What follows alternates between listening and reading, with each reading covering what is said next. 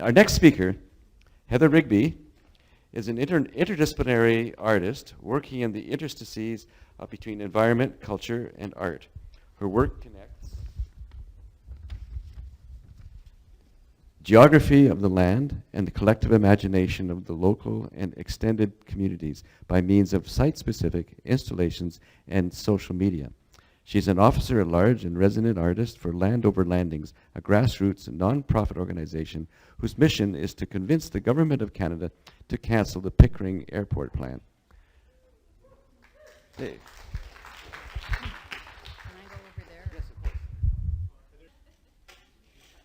I just would like to, we've had that wonderful word love and also fear.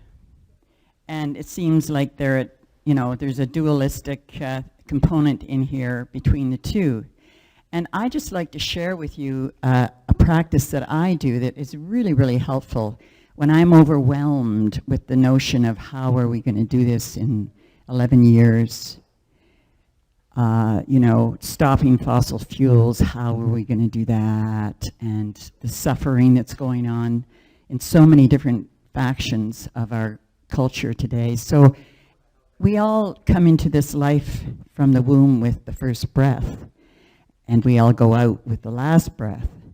And in between, we have this powerhouse of breath that interconnects everything, the trees, the wind, the water, the sun. We're all breathing in and breathing out with one another. And this little practice goes something like this. When you're feeling a bit of fear, or a lot of fear, and you feel overwhelmed, breathe it right into your heart, into this area here. Whatever it is, if you're having conflict with a friend or an enemy or whatever, bring it in on the inhalation and then send it out in 360 radius as a loving kindness or love energy. And you dissipate your fear and you're rocking with goodwill and a good attitude, and you open up your perception. I mean, just try it for a few breaths, a nice deep inhalation, and bring in all the stuff that we're fighting for that seems so overwhelming. And then send out from your heart area, front and back, down into the earth, up into the universe. It clears your consciousness, however momentarily. Did anybody find that it was interesting to do that? Okay, good. Another deep breath. Bring in any fear you might have in your body, into the heart, into your whole body, and exhale with goodwill. So you clear your energy field, and you're ready to rock with whatever you have to do, like what I have to do maybe right now. So I'm not going to be like so many other innovative, creative people that have already been up to talk. I have an awful lot to say in a very short space of time, and I have a tendency to meander off. So I'm going to read to you. So bear with me, and I hope I'll get all my information in 8 minutes. Am I good to go? Great, thank you. Can I stand from here? This is us currently, Land Over Landings. This is our vision map. This is what we foresee is possible with the remaining 9,700 acres of land that was expropriated a long time ago, like 1972. And so I'm going to start reading because I think I better to get through it all. So, in 1972, 18,600 acres of mostly farmland were expropriated northeast of Toronto for an international airport that was never built. Fierce opposition Opposition by the grassroots movement People or Plains succeeded in stopping the project in 1975, but the site remains in federal hands just in case. Transport Canada has pursued a systematic policy of neglect and depopulation of the land for almost 5 decades now. Landover Landings, successor to People or Plains, was born in 2005 to oppose a new round of evictions and demolitions. We were and remain hard protesters and mostly advocates. Our overriding aim is to ensure the preservation of this rich farmland for the benefit of future generations. Persistence has paid off. In 2013 and 15, over half the federal lands were transferred to the Rouge National Urban Park. Is everybody aware that we have a Rouge National Urban Park? Put up your hands if you know. Great, great. It's a wonderful thing. The natural areas will be protected and the farms will stay farms. Our focus now is on saving the last 9,700 acres where the threat of an airport still lives on. What do? We talk to politicians, all parties, all levels of government, to inform, convince, and achieve our objective. We work closely with the media to keep the issues in the public eye, very important. We engage the public through public information meetings, special events, demonstrations, and workshops. Our update newsletter appears regularly on our website, Facebook, Twitter, and more. Our mission is to stop all plans for an airport or other development on the federal lands of North Pickering, and to secure the protection of the land's watersheds and prime farmland by convincing the federal government to permanently preserve this irreplaceable natural resource. Our vision, a community revived and the lands transformed into a permanent regional food hub, serving Canada's largest urban market and providing the area with fresh opportunities, secure jobs, and a healthy, sustainable future.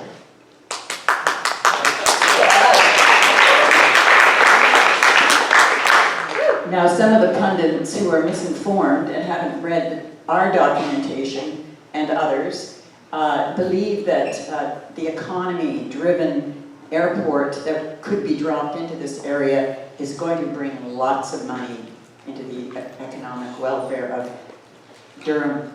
And we did a very thorough, expensive assessment. And we have proven that growing food, bringing tourists in to learn at research centers how to farm, getting them onto the land, getting them their hands into the soil. The city seems to want us to move in that direction by what we see of people coming out already to organic farms, etc., and also the food markets. So our vision, a community revived and the lands transformed into a permanent regional food hub, serving Canada's largest urban market and providing the area with fresh opportunities, secure jobs, and a healthy, sustainable future. On December 18th, 2018, we released our latest research report, Then, Now, and Next, 21st Century Reasons to Cancel Pickering Airport. It is a fact-filled, up-to-the-minute, no punches pulled look at a dozen powerful reasons, some of them game changers, for ending the 4 decades of limbo and putting the airport site to far wiser use. This document consists of, there's 12 areas, but I'll just name a few of them. One is carbon emissions and climate change. One is food security. One is a new farmer shortage. There's lots of young people that are coming through our universities that want to get their hands in the soil, and they don't have the money to do it. So this land could be leased for 30-year leases where they could put in a good orchard, they could grow, raise sheep, whatever they want to do. Oh no. There are dozens of indigenous sites on the remaining land. There's Ontario land use policies listed in our document. So I'm going to jump forward. Our current situation and recent news. Our recent paper, Airports and Pollution, Environmental Consequences of an Airport on the Pickering federal lands, looks at aviation-caused pollution and its effects. It shows why aviation plans for emission reduction are doomed to fail. The pollution Pickering Airport would introduce to the land's national park and wider community, and explains why a green airport is an oxymoron. It's an eye-opener.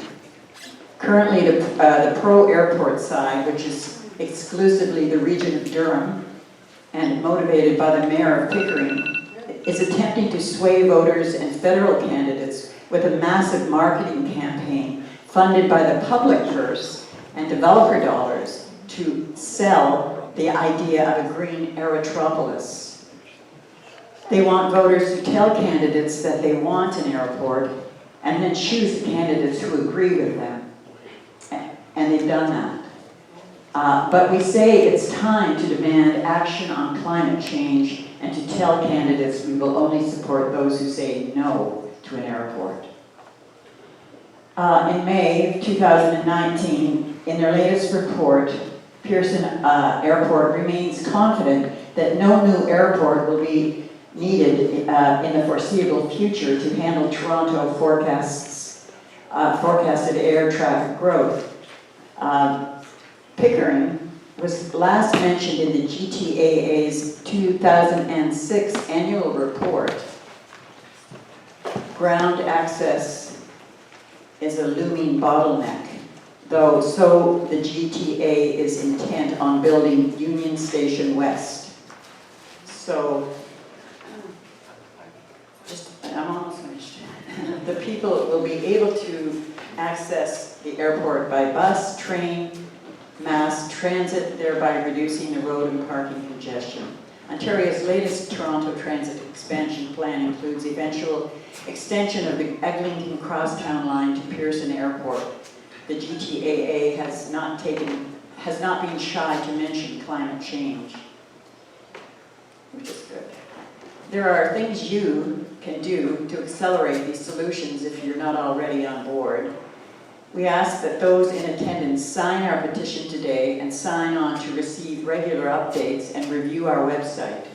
We have a very thorough analysis of what's going on right now, 27 pages, 47 pages kind of thing. I have a stack of cards and buttons to give out at the end of this session.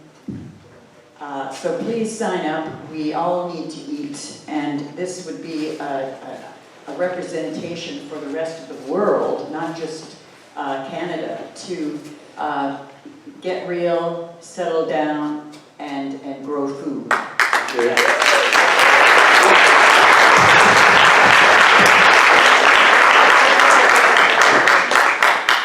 forgot to change this. That's good. Must be aliens. This was a farmer who still farms the land at he rents. He helped me to grow the green circle and the band in green Timothy, and then the jet is wild grass. And if you would just, which button do I push? This one? This? Yeah, this is the recent one I did exactly a year ago today. I finished it. And I haven't promoted this image at all, but it's on my website, heatherrigbyartist.com. Thank you.